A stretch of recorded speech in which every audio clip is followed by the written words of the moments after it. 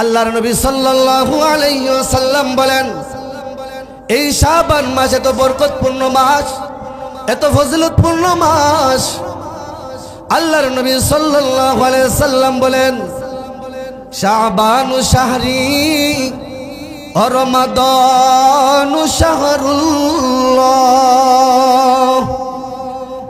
শাবান হচ্ছে আমার মাস, আর রমজান হচ্ছে আল্লাহ তাআলার মাস। সুবহানাল্লাহ। শাবান হচ্ছে আমার মাস, আর রমজান হচ্ছে আল্লাহ তাআলার মাস। তাহলে এই শাবান মাসকে আল্লাহর নবী সাল্লাল্লাহু আলাইহি ওয়াসাল্লামের দিকে ইঙ্গিত করা হয়েছে, সম্বোধন করা হয়েছে। আর কথা আছে, যে জিনিসকে প্রিয়জনের প্রতি ইঙ্গিত করা হয় সেই জিনিসের দাম বাড়ে কি বাড়ে না? যেমন আল্লাহর নবীর গোলাম যায়েদ বিন হারেসা রাদিয়াল্লাহু তাআলা আনহু, এই যায়েদ বিন হারেসা আল্লাহর নবীর গোলাম ছিলেন। যেহেতু তার গোলামির শব্দটা নবীর দিকে ইঙ্গিত করা হয়েছে, এই জন্য পৃথিবীর সমস্ত রাজা বাদশাদের চাইতে তার সম্মান কম না বেশি? কারণ যায়েদ বিন হারেসা, ওনার গোলামি শব্দটা যেহেতু আল্লাহর নবীর দিকে সম্বন্ধ করা হয়েছে, এই জন্য তামাম পৃথিবীর সমস্ত রাজা বাদশাদের চাইতে যায়েদ বিন হারেসার সম্মান বেশি। ঠিক কিনা জোরে কোন? ঠিক তেমনি ভাবে মসজিদে নববী আল্লাহর নবীর সাথে সম্পৃক্ত হয়েছে, এই জন্য এত সম্মান মসজিদে নববীর, যে মসজিদে হারামের পর পৃথিবীর সমস্ত মসজিদের চাইতে মসজিদে নববীর সম্মান বেশি। এই মসজিদে নববীর এত সম্মান, এত মর্যাদা যে আল্লাহর নবী সাল্লাল্লাহু আলাইহি ওয়াসাল্লাম বলেন, মসজিদে নববীতে কেউ যদি 1 রাকাত নামাজ আদায় করে, তাহলে আল্লাহ রাব্বুল আলামিন তার নামে আমলের মধ্যে 1000 রাকাত, মতান্তরে 50,000 রাকাতের সওয়াব আল্লাহ রাব্বুল আলামিন দিয়ে দেন। সুবহানাল্লাহ। কি জন্য? কি জন্য?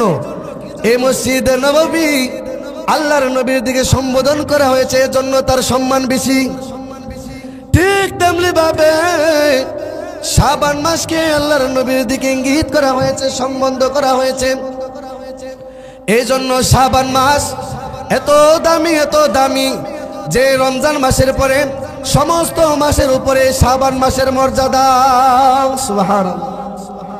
কেন মর্যাদা? কারণ এই শাবান মাস আমার নবীর দিকে সম্পৃক্ত হয়েছে। ঠিক কিনা? আল্লাহ নবী বলেন যে শাবানু শাহরি ওয়া রমাদানু শাহরুল্লাহ। শাবান হচ্ছে আমার মাস, আর রমজান হচ্ছে আল্লাহ তাআলার মাস। এই শাবান মাসের এত ফজিলত, এত মর্যাদা। এই শাবান মাসে আল্লাহ নবী সাল্লাল্লাহু আলাইহি ওয়াসাল্লাম কি আমল করতেন জানার দরকার আছে না ভাই? এই ফজিলতপূর্ণ মাসে আল্লাহ নবীর আমল কি ছিল?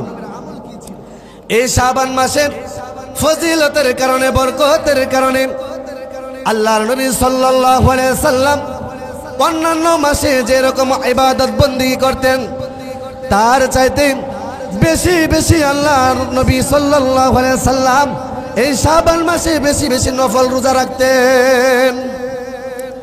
আম্মা জান আয়েশা সিদ্দিকা রাদিয়াল্লাহু তাআলা আনহা জিজ্ঞাসা করলেন, ইয়া রাসূলুল্লাহ, ওগো নবীজি, আমি দেখি শাবান মাস আসলে আপনি বেশি বেশি রোজা রাখেন, বেশি বেশি ইবাদত বন্দেগী করেন, কারণ কি? আল্লাহর নবী সাল্লাল্লাহু আলাইহি ওয়াসাল্লাম বলেন, আয়েশা রে, কেন জানোনি আমি এই মাসে কেন বেশি বেশি রোজা রাখি? কারণ এই শাবান মাসে আল্লাহ রাব্বুল আলামিন ওই সমস্ত লোকের আমল নামা, মৃত্যুর পরোয়ানা মালাকুল মউতের হাতে দেওয়া হয়, যে সমস্ত লোকগুলা এই বছরে মৃত্যুবরণ করবে। আমি আল্লাহর নবী চাই আমার মৃত্যুর পরোয়ানাটা যেন এমত অবস্থায় লেখা হয় যে অবস্থায় আমি নবী রোজাদার। সুবহানাল্লাহ। আল্লাহ নবী সাল্লাল্লাহু আলাইহি ওয়াসাল্লাম বললেন, আয়েশা, আমি এই জন্য রোজা রাখি যেন আমার মৃত্যুর পরোয়ানাটা এমত অবস্থায় লেখা হয় যে অবস্থায় আমি নবী রোজাদার। সুবহানাল্লাহ। অন্য হাদিসের মধ্যে আসছে আল্লাহ নবী সাল্লাল্লাহু আলাইহি ওয়াসাল্লাম বলেন, কামা তাঈশুনা তামুতুন ও কামা তামুতুনা তুবআসুন ও কামা তুবআসুনা তুহশারুন।